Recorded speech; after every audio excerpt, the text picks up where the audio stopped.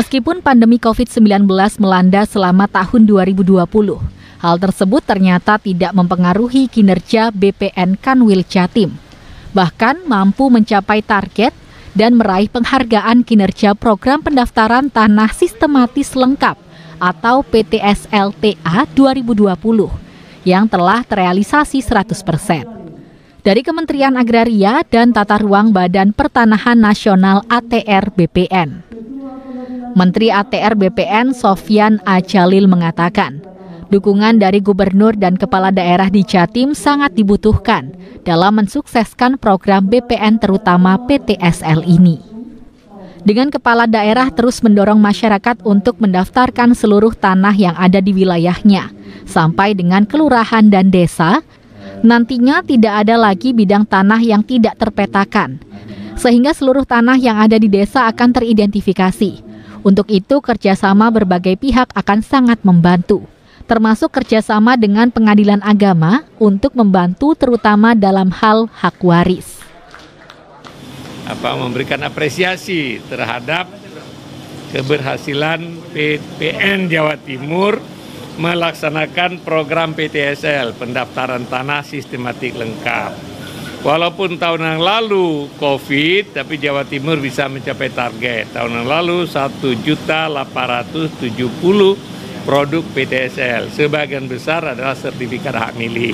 Ini bisa terjadi karena dukungan Ibu Gubernur dan seluruh Pemda Jawa Timur. Oleh sebab itu, walaupun COVID ini masih, saya datang untuk memberikan apresiasi kepada mereka.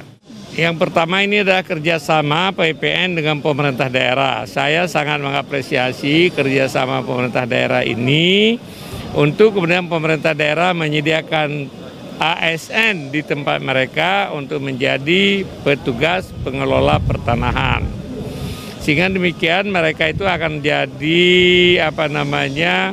mengawasi masalah pertanahan, tahu bagaimana kalau misalnya ada eksekusi, sehingga mereka bisa mendampingin misalnya, tahu bahwa tanah ini milik siapa. Nanti kita akan daftarkan seluruh tanah di setiap desa, mana tanah pemerintah daerah, mana tanah batasan sungai, juga diajarkan kepada mereka sedikit tentang tata ruang, supaya juga mereka bisa ikut mengatasi dan mengawasi pelaksanaan tata ruang.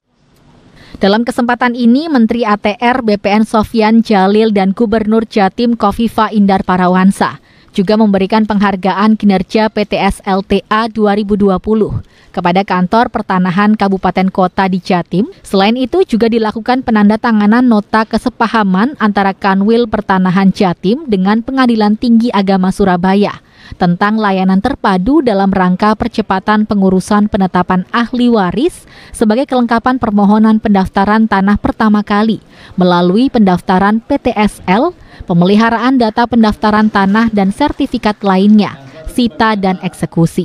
Kita sebetulnya waktu itu Pak Menteri berkenan ikut memberikan arahan waktu penandatanganan Trijuang. Jadi Trijuang itu ada kepala kantor pertanahan, lalu ada kepala desa. Nah di situ ada Babinsa seperti yang disampaikan Pak Menteri, ada Babin Kamtipmas supaya setiap bidang di desa itu semua tersertifikasi.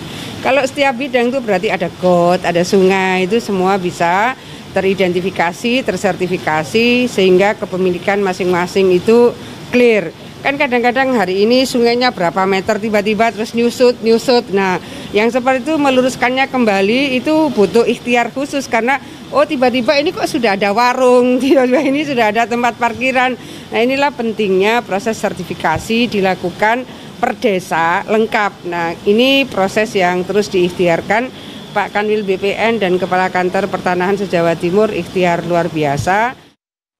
Selain memberikan penghargaan dan MOU, Menteri ATR BPN Sofyan Djalil juga membuka pelatihan petugas pengelola pertanahan daerah atau P3D di UPT Balai Latihan Kerja Surabaya. Di Snaker Trans Jatim juga dilakukan video conference dengan Direktur Koordinasi Supervisi 3 KPK, Brigjen Polisi Bahtiar Ujang Purnama.